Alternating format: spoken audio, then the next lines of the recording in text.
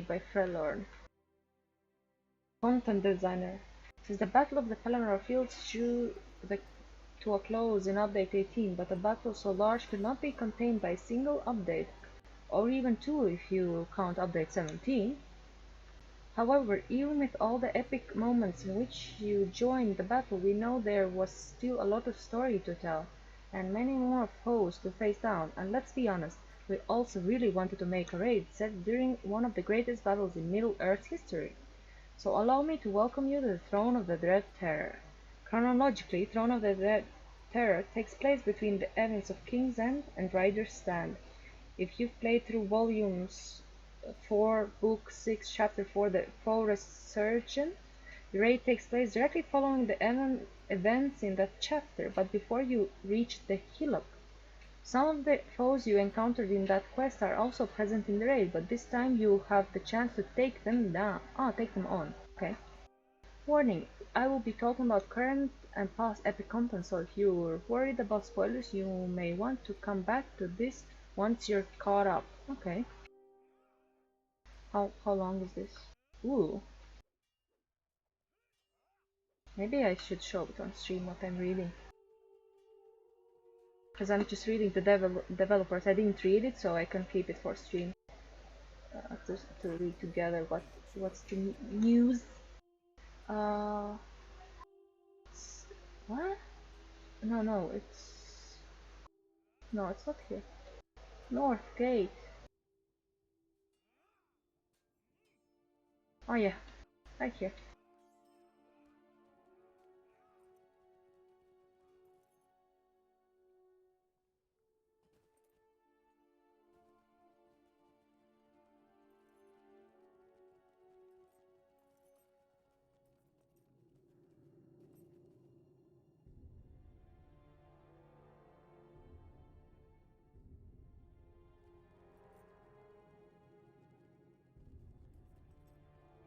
So let me see how to set it up.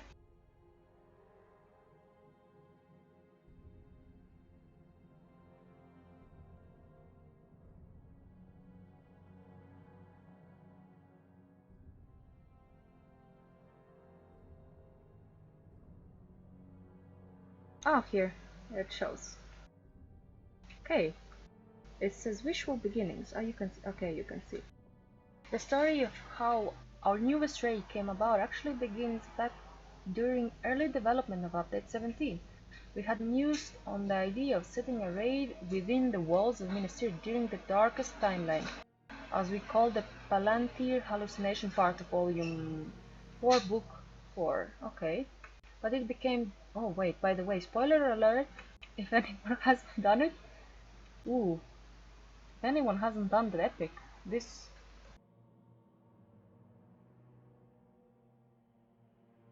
is probably gonna be a spoiler.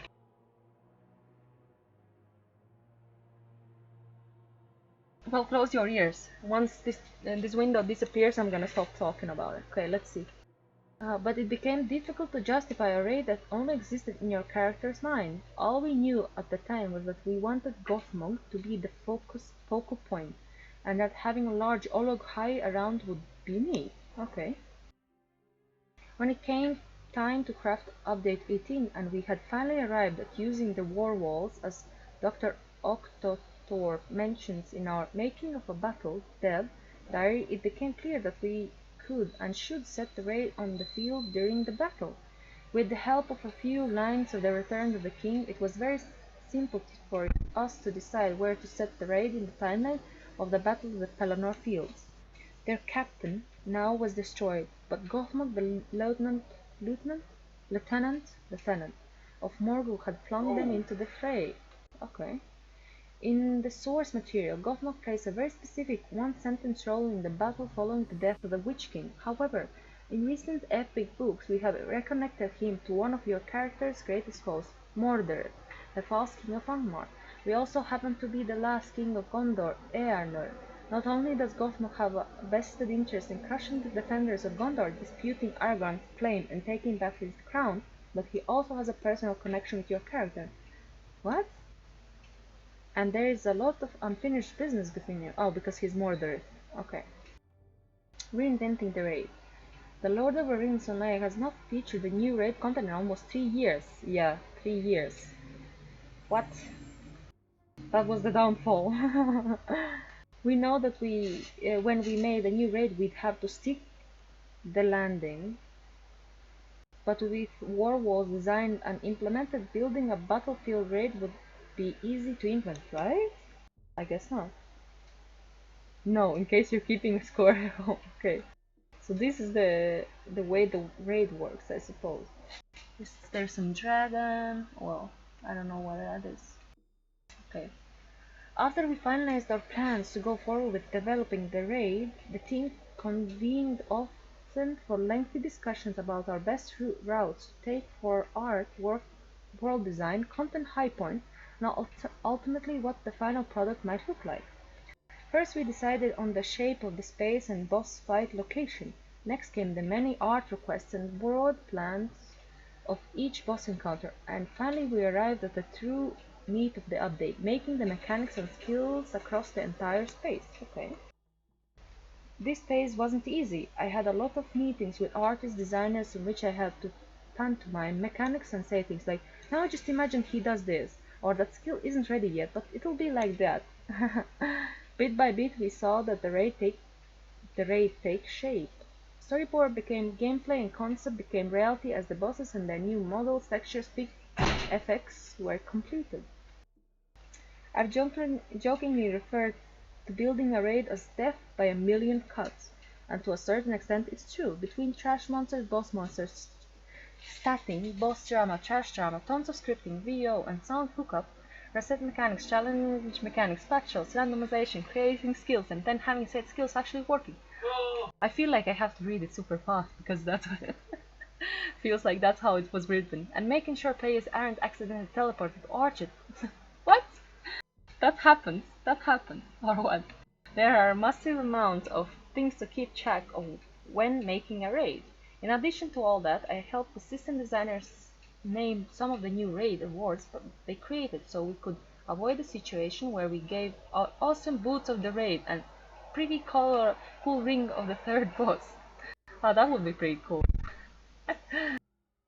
All that said, one of the biggest challenges we faced was making the space and the story it tells satisfying. To send 12 people against an entire army and have them do something that unequivocally feels like winning proved to be difficult. It definitely plays to the difficulty of a raid and makes it feel like you're swimming against the tide, but it became problematic for one specific case, Gothmog. The battle with the Dread Terror himself demanded a loss, especially given that the later events of Book 6 had not yet occurred in the timeline of the raid. The question became, how can you lose and still feel satisfied with an ending?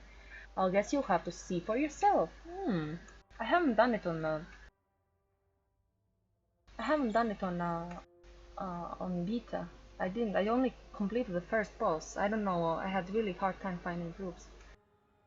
Between a return to the multi-boss style, new accessibility changes below, and satisfying complexity of the new boss encounters, we hope the Throne of the Dead Terror excites raiders new and old alike. Yay! Ooh, turbine. Look, new accessibility. In creating the raid, I felt strongly about building a new multi-boss experience, a classic raid. With that decision, another followed. What do we do about raid locks?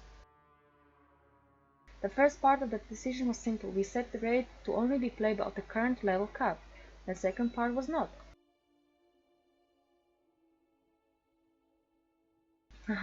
Who would have guessed that a giant floating padlock could cause so much trouble? Accessibility was one of our main goals for this raid, not in its simplicity of design, but for making it easy for many players to play the raid and try it out with friends and new acquaintances alike.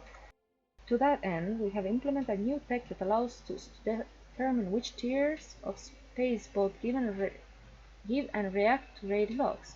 For Throne of the Dread Terror, Tier 1 has no locks, and thus no progress saving. However, that also means that you can run it as many times as you want in a week without worry of being locked out. Tier 2, on the other hand, does use locks. Your progress will be saved during the course of the lock cycle, and you can only defeat each boss once per week. Interesting. a host of foes and mechanics. Okay. Early discussion about the raid centered on what sort of monsters the player might encounter and the worry that it might begin to feel too familiar. Oh, yes, it did. This one totally did feel familiar, especially with update 18 instance cluster. Somewhere between the 20th and 50th coffee, our thoughts returned to Minas Morgul. Soon a bunch of questions followed. What else could be in the Morgul host? What sort of men would live in Minas Morgul under the rule of Witch King and Gothmog? What would they do? What evils are locked away in Minas Morgul? What if evil men try to control another, more untamed evil? How far can we take sorcery in the Third Age?